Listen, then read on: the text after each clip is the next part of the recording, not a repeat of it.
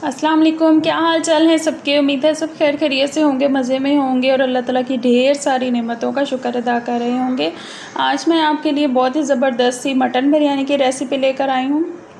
ये बहुत ही time saving recipe है। वैसे तो बहुत ज़्यादा जो बिरयानी में थोड़ा सा टाइम पुलाव के निस्बत ज़्यादा लगता है, लेकिन इस रेसिपी से आपका बहुत सा टाइम बचने वाला है। चलें इसको स्टार्ट करते हैं। सबसे पहले हम इसका मसाला रेडी करेंगे, जो बिरयानी मसाला है स्पेशल है। इसके लिए मैंने सफ़ेद ज़ीरा लिया है 1 टेबलस्पून और काला ज़ीरा भी 1 टेबलस्पून। 1 टीस्पून मैंने ली है साबुत काली मिर्च और 7 से 8 लौंग और हाफ़ जो है वो मैंने जायफल ली है और जवित्री मैंने ली है 1/4 पीस। इसके अलावा 2 बड़ी इलायची और 6 से 7 सब्ज़ इलायचियाँ, 2 बादियान के फूल मैंने लिए हैं और 2 से 3 मैंने सिनेमन स्टिक्स ली हैं, दालचीनी के टुकड़े, और 3 से 4 मैंने लिए थे कड़ी लीव्स।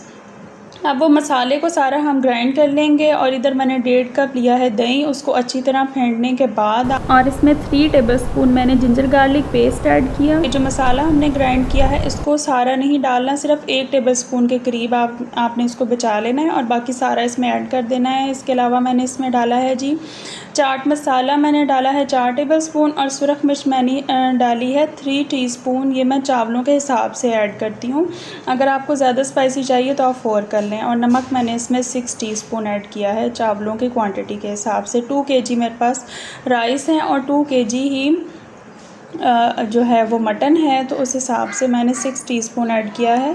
और जो खुश्क धनिया होता है उसका पाउडर मैंने लिया है 2 टेबलस्पून और कश्मीरी लाल मिर्च जिसको देगी मिर्च भी कहते हैं, वो मैंने इसमें 1 टीस्पून ऐड की है। आप इसको बैलेंस कर लीजिएगा। सुरख मिर्च और कश्मीरी लाल मिर्च को मिला के जो है वो 4 टीस्पून बना था। और इमली मैंने इसमें ऐड की है 2 टेबलस्पून के करीब। आप चाहें तो इसमें आप आलू बुखारा भी ऐड कर सकते हैं, दोनों में से कोई एक चीज़ ऐड कर लें। और 2 केजी मेरे पास मटन था, इसको हम मैरिनेट कर लेंगे।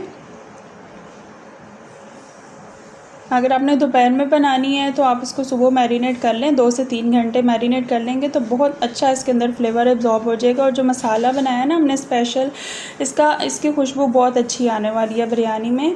आपको बस मसाला बनाना मुश्किल लग रहा है तो फिर आप रेडीमेड जो है वो गरम मसाला पिसा हुआ मिलता है, आप वो भी ले सकते हैं, लेकिन इससे जो फ्लेवर आएगा ना वो बहुत ही ज़बरदस्त आएगा। अब ये अच्छी तरह इसको दही लगाने के बाद मैंने इसके ऊपर जो फ्राई ऑनियन करके रखे थे, बिरयानी में मस्ट ये होते हैं, और इसको मैंने पहले से फ्राई कर लिया था। ये तकरीबन मेरे पास थे 1.5 कप थे। और फिर मैंने इसको छोड़ दिया, ऑनियन डाल के सारा कुछ डाल के आपने इसको 2 घंटे के लिए छोड़ देना है। उसके बाद मैंने 2 कप वेजिटेबल ऑयल लिया और उसके अंदर फिर मैंने जस्ट हमने ऑयल को गरम करके मटन को ऐड करना है, मैरिनेट जो हमने किया हुआ था, और उसमें हमने टमाटर और हरी मिर्च ऐड करनी है और उसको हल्का सा फ्राई करने के बाद हमने इसको स्टीम पर रख देना है और ये आराम से कुक होगा। 15 to 20 मिनट्स में ये कुक हो जाएगा। तो बस ये झटपट से हमारा जो है ना वो मटन का कोरमा रेडी हो जाएगा, बिरयानी का कोरमा। अगर अभी तक आपने मेरा चैनल सब्सक्राइब नहीं किया तो काइंडली कर लें और बेल आइकॉन को भी दबा दें। अब ये 2 केजी मेरे पास राइस थे और इनको मैंने भिगो दिया था आधा घंटा पहले। अब जो चावलों से डबल क्वांटिटी में मैंने पानी लिया है और उसमें 3 टीस्पून मैंने डाला है नमक और 3 सिनेमन स्टिक्स डाली हैं और थोड़ा सा पुदीना ऐड किया है और 2 कड़ी लीव्स डाले हैं और 1 लेमन को हाफ़ कट करके मैंने इसमें ऐड कर दिया है। अब ये पानी को हम अच्छी तरह बॉयल करेंगे। देखें बॉयल हो चुका, तो अब हम इसमें पानी ऐड कर देंगे। वही प्रोसीजर बिरयानी का कि चावलों को कैसे बॉयल करना है, इतना बॉयल करना है कि वो एक जो है ना कन्नी उसकी सिर्फ कसर रह जाए, मतलब 90% जो है ना राइस हमारे बॉयल हो जाए अच्छी तरह से। अब ये जो हमने स्टीम दिया था ये अच्छी तरह गल चुका। अब हमने इसका जो रिमेनिंग इसके अंदर पानी मौजूद है उसको हमने अच्छी तरह ड्राई कर लेना है और ड्राई करने के बाद हमारा झटपट सा ये कोरमा रेडी हो गया। और उधर हमारे जो हैं राइस वो बॉयल हो चुके। अब हमने थोड़ा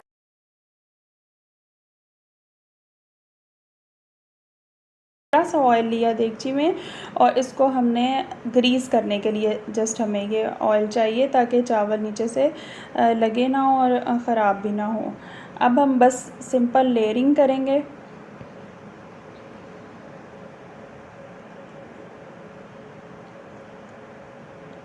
बच्चों की चॉइस पे बिरयानी ना बने, और हर हफ्ते बिरयानी बननी बहुत ज़रूरी है भाई, बच्चों को बहुत ज़्यादा पसंद है मेरे। तो आप भी मुझे बताइएगा कि आपके बच्चों को कौन सी डिश ज़्यादा अच्छी लगती है, और आपके घर में ज़्यादातर राइस में कौन सी डिश ज़्यादा बनती है।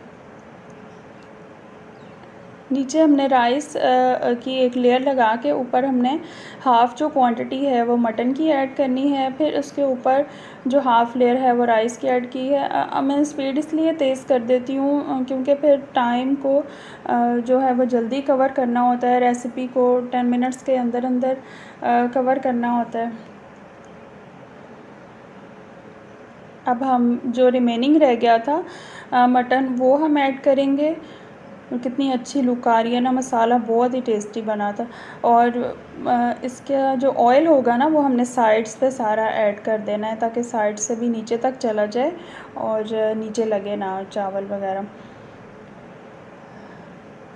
अब ये जितने भी रिमेनिंग हमारे राइस हैं इनके ऊपर हमने अब जो था हमारा बचा था मसाला वो ऐड करेंगे। और जो है वो फ्रेश धनिया और पुदीना मैं लाज़मी बिरयानी में ऐड करती हूँ। अगर आपको नहीं अच्छा लगता तो आप इसको स्किप भी कर सकते हैं, लेकिन इसका भी फ्लेवर बहुत अच्छा आता है दम के बाद।